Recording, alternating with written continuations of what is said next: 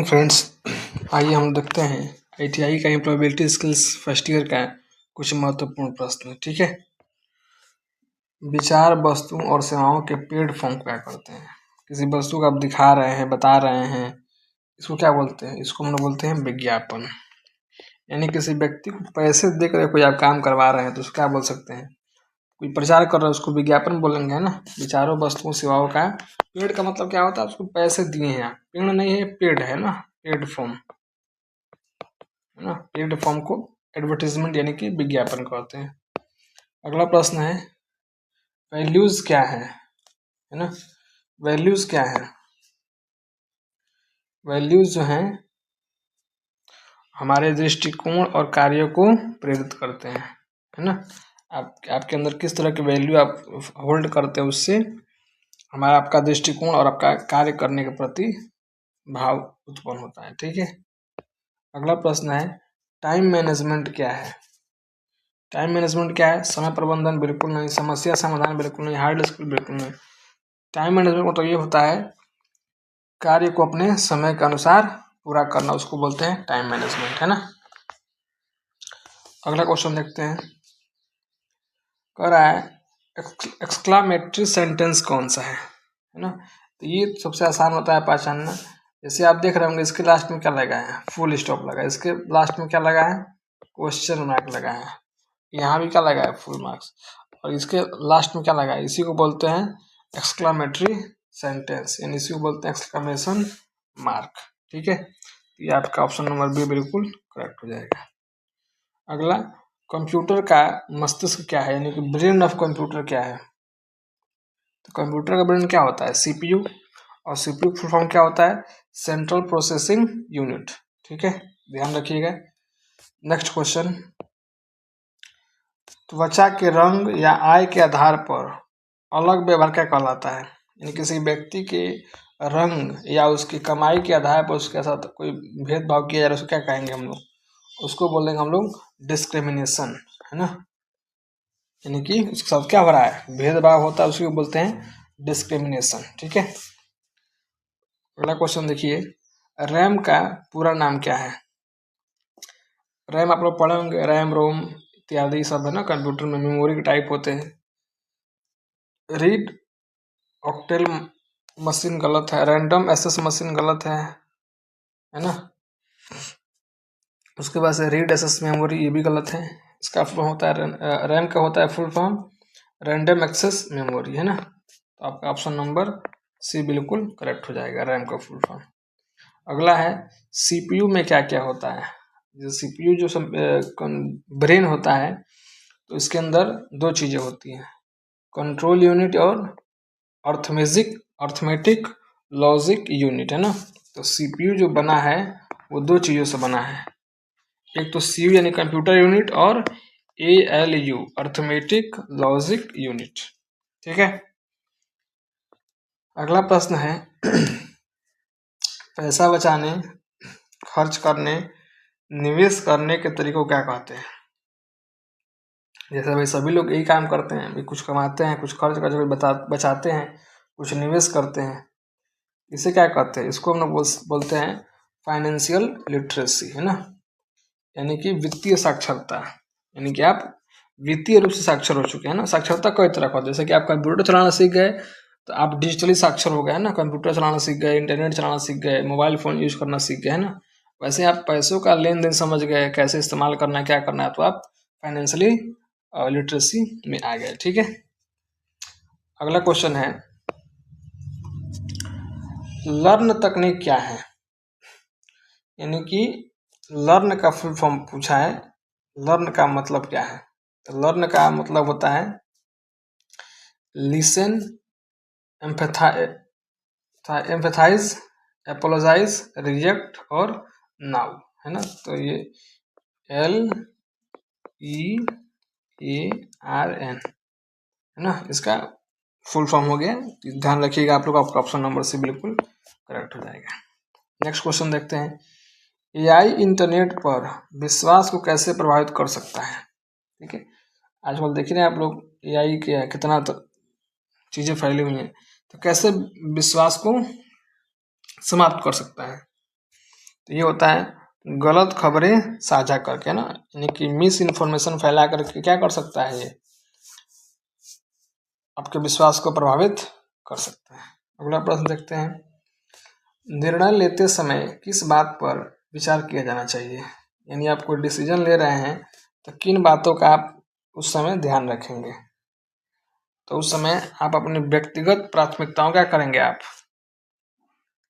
ध्यान रखते हुए कोई निर्णय को लेंगे कि आप कि अपनी प्राथमिकता यानी कि आपका प्रायोरिटी क्या है ना, यानी योर पर्सनल प्रायोरिटीज। अगला क्वेश्चन देखते हैं, ग्राहक को ग्रीटिंग पूरा करने के लिए क्या कहना चाहिए, यानी आपके पास यदि कोई ग्राहक आता है तो उसे क्या बोलेंगे। तो हम उसे बोलेंगे how may I help you, मैं आपकी कैसे मदद कर सकता हूँ, है ना। ये आपका ऑप्शन नंबर सी बिल्कुल करेक्ट हो जाएगा ना, ऐसे बोलना चाहिए। अगला बोलना है 64 में है,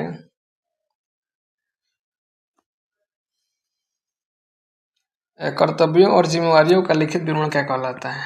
आपके जो भी कर्तव्य हैं, ड्यूटीज और लाइबिलिटीज का जो लिखित होता है उसको बोलते हैं हम लोग जॉब डिस्क्रिप्शन, है ना। जॉब डिस्क्रिप्शन के अंदर कर्तव्य यानी कि आपको अपनी ड्यूटीज और जो भी जिम्मेवारी के रिस्पॉन्सिबिलिटीज के बारे में बताया जाता है वो होता है जॉब डिस्क्रिप्शन, ठीक है, ऑप्शन नंबर डी। अगला प्रश्न, नौकरी खोजने के लिए कौन सी वेबसाइट लोकप्रिय नहीं है, ठीक है। तो इसमें कौन सी वेबसाइट है जो कि नौकरी खोजने के लिए, देखिए लिंक्डइन तो बहुत पॉपुलर है, ये तो बिल्कुल है। naukri.com यहाँ से होता है, उसके बाद से Seroz.com इस पर मिलता है। ट्विटर पर कोई भी नौकरी या कोई नौकरी के लिए साइट नहीं है, सोशल मीडिया साइट है जिस पर आप लोग चैटिंग वगैरह आदमी करता है या फिर जो भी अपने भाव को व्यक्त करता है उसके लिए है, ठीक है। अगला प्रश्न देखते हैं, अगला प्रश्न कह रहा है, Rahul enjoy dash with his pet dog, क्या इंजॉय कर रहा राहुल अपने पालतू कुत्ते के साथ में। वॉशिंग, राहुल एंजॉय वॉशिंग, बिल्कुल नहीं। डूइंग गलत है। राइटिंग, कुत्ता राइटिंग कर नहीं सकता है तो क्या होगा। Playing, Rahul enjoy playing with his pet dog, ठीक है। तो ये सेंटेंस को कंप्लीट करना था, fill in the blanks. Next,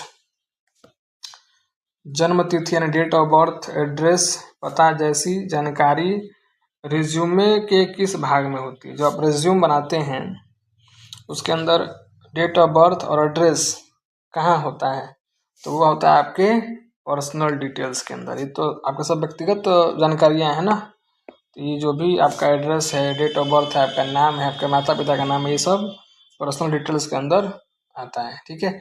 जितना आपने पढ़ाई लिखाई किया है वो हो जाएगा आपका क्वालिफिकेशन, भाई 10वीं पास है, 12वीं पास है, MA BA जो भी है।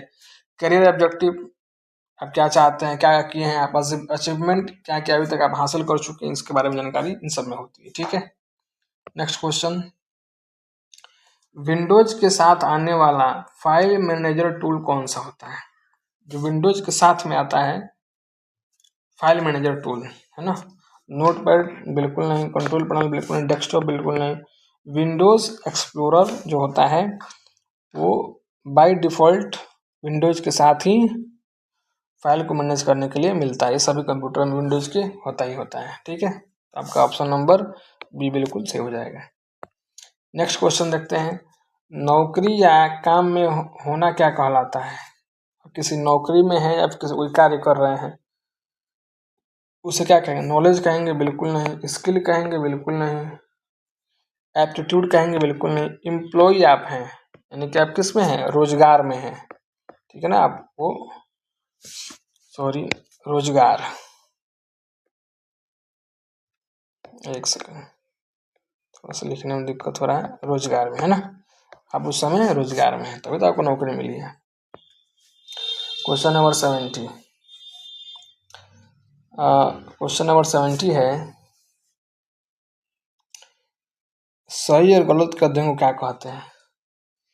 आप कोई बात कोई व्यक्ति सही कर रहा है या गलत कर रहा है उसके बारे में जो अध्ययन होता है ना, मानो कोई काम सही कर रहा है कि गलत कर रहा है उसके बारे में जो पढ़ाई लिखाई होती है या जो स्टडी होता है उसको बोलते हैं हम लोग एथिक्स, है ना। तो जो एथिक्स होता है उसके अंदर क्या सही क्या गलत है इसके बारे में आदमी डिस्कशन करता है, पढ़ाई करता है।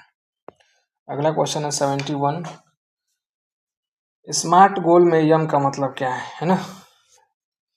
स्मार्ट गोल में यम का मतलब क्या होता है, मेजरेबल, है ना। इसका मतलब क्या है, मेजरेबल। मेजरेबल का मतलब जो मापा जा सकता है। अगला क्वेश्चन देखते हैं। अगला क्वेश्चन है, जो व्यक्ति किसी संगठन के लिए कार्य करता है और भुगतान पाता है वह क्या कहलाता है। जब किसी के लिए काम कर रहे हो और उसके बदले क्या मिल रहा है आपको,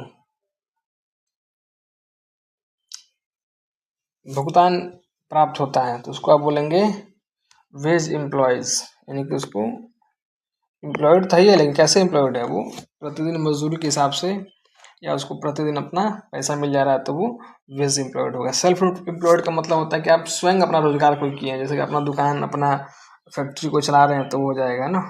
और उसी के अंदर एंटरप्रेन्योरशिप भी आता है कि अपना खुद का ही कुछ नया बना रहे हैं तो उसके लिए ना, तो वेज एम्प्लॉयड जो है कि इसके अंदर हो जाएगा। अगला प्रश्न,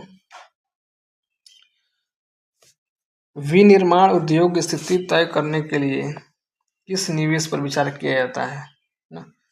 विनिर्माण उद्योग की स्थिति तय करने के लिए किस निवेश पर विचार करना चाहिए ना। तो सबसे जरूरी उसमें क्या होता है, प्लांट और मशीनरी। कोई भी आप उद्योग लगाएंगे तो सबसे जरूरी उसमें क्या है, प्लांट और मशीनरीज का सबसे ज्यादा अधिक इस्तेमाल होगा, ठीक है। अगला क्वेश्चन है, मौखिक संचार का कौन सा लाभ नहीं है। आप किसी के सामने बात कर रहे हैं, खड़े खड़े या आमने सामने बात कर रहे हैं मौखिक रूप से, तो उसका क्या लाभ नहीं है। एक देखिए, इट इज क्विक, जल्दी तो होता है, बिल्कुल सही बात है। डायरेक्ट भी होता है और आपको तुरंत फीडबैक कोई है तो तुरंत मिल जाएगा, लेकिन ये इसका कोई रिकॉर्ड नहीं होता है, ये इसका लाभ नहीं होता है। जैसे आप किसी के सामने कोई बात कर रहे हैं तो जल्दी जल्दी तो हो जाएगा, बिल्कुल ठीक है, डायरेक्ट भी हो रहा है, और कोई बात उसको तुरंत कहना हो या कोई ऑब्जेक्शन हो तुरंत कह सकता है, लेकिन इसका कोई रिकॉर्ड नहीं होता है, इसका ना कोई रिकॉर्डिंग तो है नहीं। भाई आप किसी से फोन पर बात कर रहे हो तो वहाँ रिकॉर्डिंग कर सकते हो, किसी को पत्र लिख के भेज रहे हो तो उसका रिकॉर्ड है कि हम आपको लिख के भेजें, ईमेल किए हो तो उसका रिकॉर्ड है, व्हाट्सअप किए हो तो उसका रिकॉर्ड, लेकिन आप सामने सामने बात कर रहे हो, इसका कोई रिकॉर्ड तो है नहीं, है ना। अगला क्वेश्चन देखते हैं, लास्ट